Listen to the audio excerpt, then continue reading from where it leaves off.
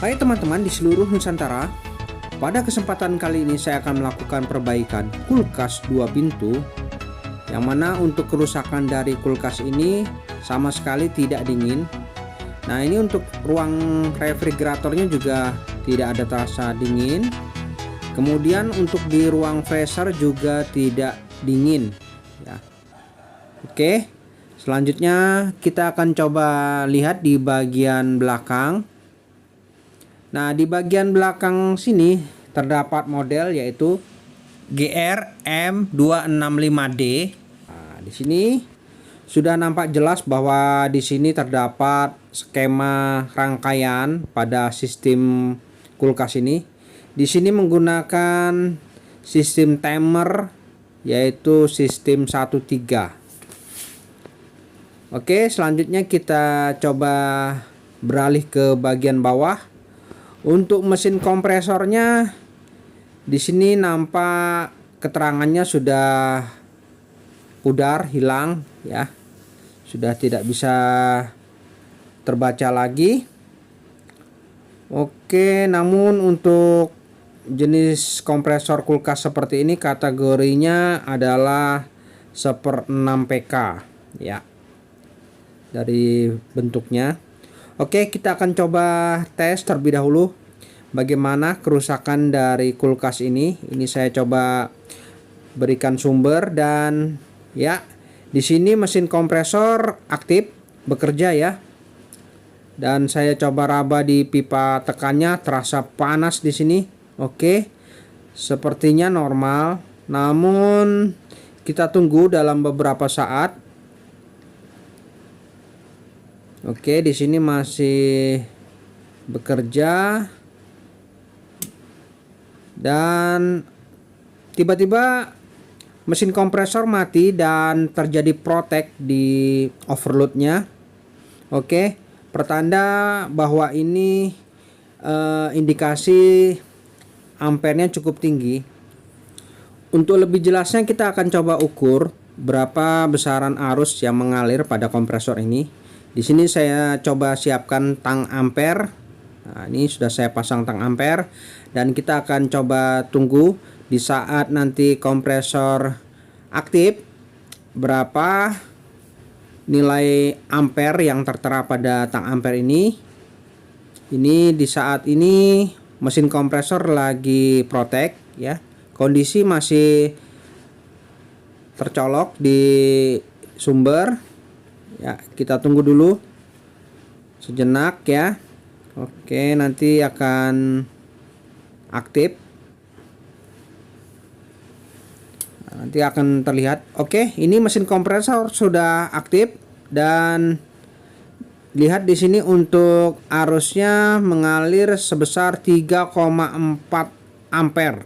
Wah, cukup besar ya ternyata. Jadi arusnya cukup besar, maka yang pasti untuk arus sebesar ini pertanda tidak normal ya. Oke, kemudian kembali protek ya untuk mesin kompresornya. Baik, kita cabut dulu sumbernya dan sudah pasti kita akan coba telusuri. Di sini untuk gas freonnya kita coba cek apakah masih mencukupi. Di sini bisa saya coba rasakan.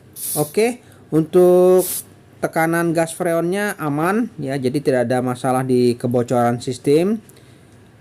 Maka dari itu saya coba ukur terlebih dahulu untuk tekanan freonnya ini berapa PSI. Dalam kondisi mati begini biasa sih standarnya sekitar 60 sampai 70 PSI. Oke, di sini benar tekanannya masih standar saja ya. Di kisaran 70 PSI, jadi tidak ada masalah kebocoran pada sistem. Oke, dalam kondisi off tekanan freonnya sebesar 70 PSI. Oke, kita coba tes lagi. Kita lihat apakah daya kompresnya masih ada. Ya, di sini mesin kompresor masih bisa mengompres namun ampernya cukup tinggi di sini 3,4 ampere. Yang pasti seharusnya paling tidak sekitar 0,9 atau 1 ampere ya paling tidak. Ini terlalu besar ya ampernya. Oke, protek kembali. Jadi memang ada permasalahan. Nah, untuk menyimpulkan ini apakah ini mesin kompresornya atau bukan, mungkin kita coba buang saja gas freonnya, ini kita kosongkan saja. Nah, ini saya kosongkan terlebih dahulu gas freonnya. Kita akan coba tanpa tekanan, tanpa beban, apakah ampere bisa turun ya. Ini saya coba kosongkan terlebih dahulu untuk kandungan gas freon pada sistem. Oke, selanjutnya untuk sambungan di pembuangan pipa kapiler, di sini saya potong agar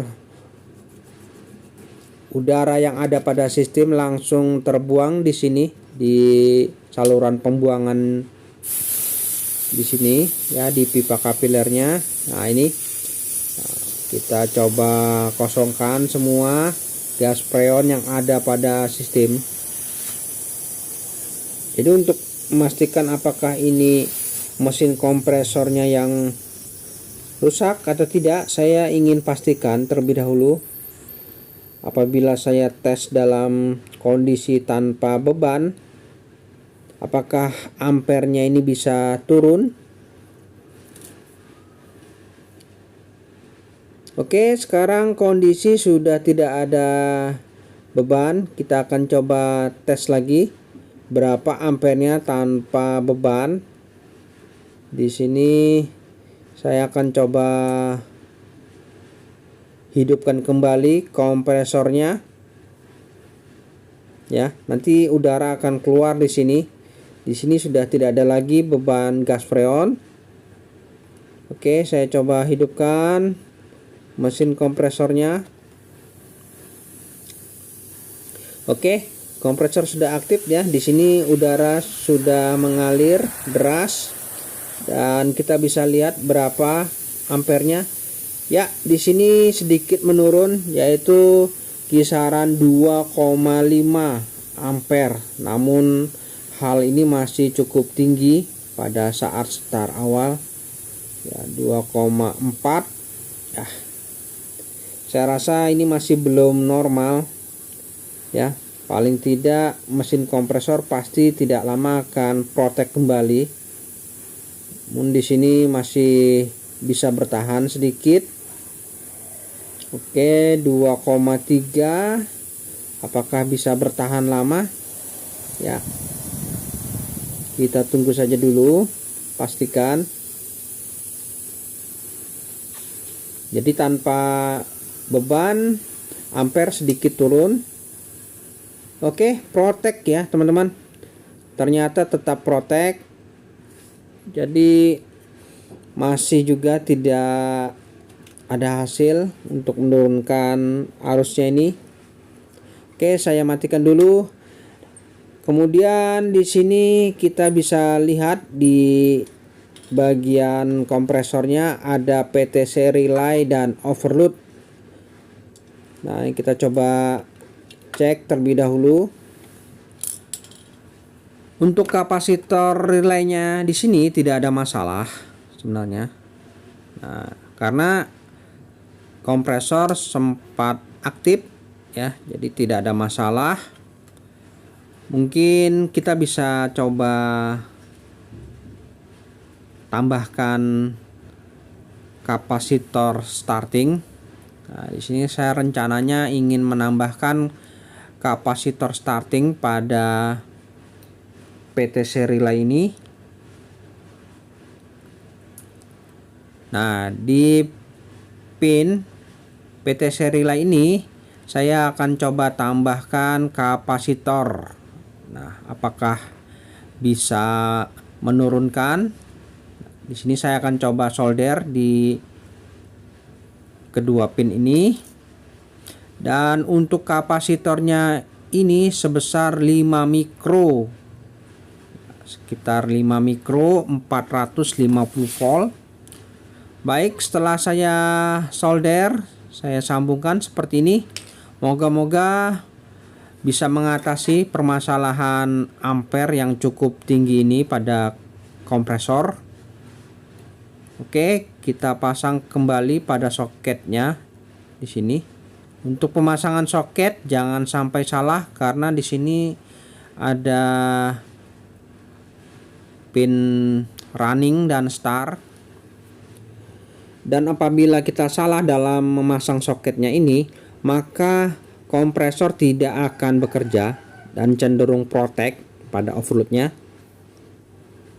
Karena untuk kumparan running dan start ini memiliki hambatan yang berbeda.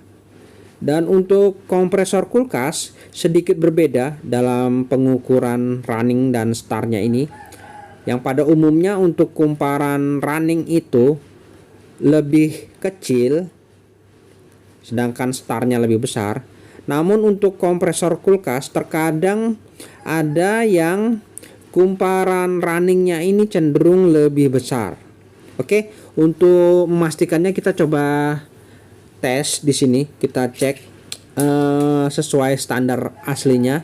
Kita coba ukur berapa nilai hambatannya ya untuk running dan startnya. Apakah runningnya ini lebih besar hambatannya atau lebih kecil? Yang pada umumnya harusnya running lebih kecil. Di sini hambatannya sebesar kurang lebih, di sini untuk sebelah kanan 20, kemudian untuk sebelah kirinya sebesar 18 ohm. Ya, di sini 18 ohm, sebelah kanan 20. Ya, 20 ohm. Ya, di sini sebelah kiri 18 ohm. Nah, jadi sudah jelas bahwa untuk pin di sebelah kanan ini 20 ohm dan untuk pin sebelah kiri sebesar 18 ohm. Secara teori harusnya untuk runningnya di sebelah kiri, namun di sini aslinya diletakkan di sebelah kanan ya. Oke, menurut aslinya di sini diletakkan di sebelah kanan. Jadi aslinya untuk runningnya ini hambatannya lebih besar ya. Jadi hambatannya lebih besar untuk runningnya. Namun terkadang hambatannya lebih kecil untuk runningnya. Jadi kita tidak bisa pasti ini. Yang pasti kita sesuaikan aslinya. Di sini untuk runningnya di sebelah kanan dengan hambatan yang besar. Oke, saya pasang terlebih dahulu. Jadi tidak ada masalah, memang aslinya seperti itu. Baik, kita akan coba tes apakah bisa menyelesaikan permasalahan untuk ampere yang cukup tinggi di mesin kompresor ini. Oke, kita mulai, kita berikan sumber arus dan kita lihat mesin kompresor sudah bekerja. Dan di sini ampernya wah, masih tinggi nih tanda-tandanya ya. Mesin kompresor sudah aktif. Ampernya malah tinggi di sini 2,6. Wah, ini pasti tidak lama pasti protek. Karena tadi sebelum dipasang kapasitor ampernya lumayan rendah, sekitaran 2,4. Sedangkan ini setelah saya pasang kapasitor ampernya harusnya turun, ini malah tambah naik.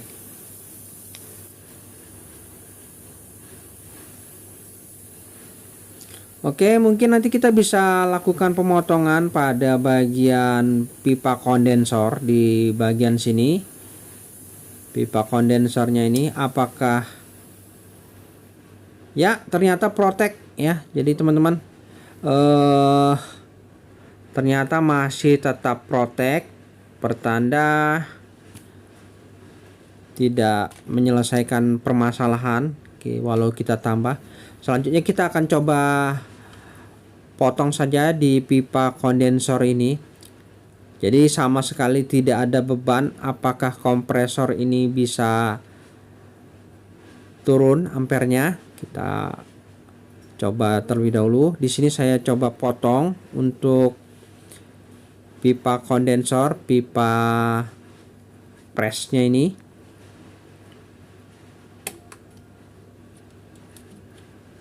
Oke, di sini ya. Setelah saya potong dan selanjutnya kita akan coba tes apakah arusnya masih cukup tinggi. Nah, ini kita coba tes ya. Di sini apakah arusnya masih tinggi apabila kita potong di pipa presnya ini. Oke, mesin kompresor sudah aktif ya. Di sini sudah ada hembusan udara di pipa presnya ini. Arusnya wah cukup besar ya teman-teman, sebesar 3,3 ampere. Nah, ini berarti memang ada permasalahan di mesin kompresornya.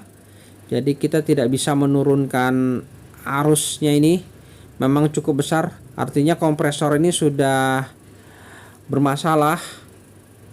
Jadi mungkin kumparannya sudah short, jadi sudah tidak bisa lagi kita fungsikan. Oke, selanjutnya saya akan coba lakukan pergantian kompresor saja. Baik teman-teman, sampai di sini dulu perjumpaan video saya dan kita akan ketemu lagi pada video-video saya selanjutnya. Sampai jumpa.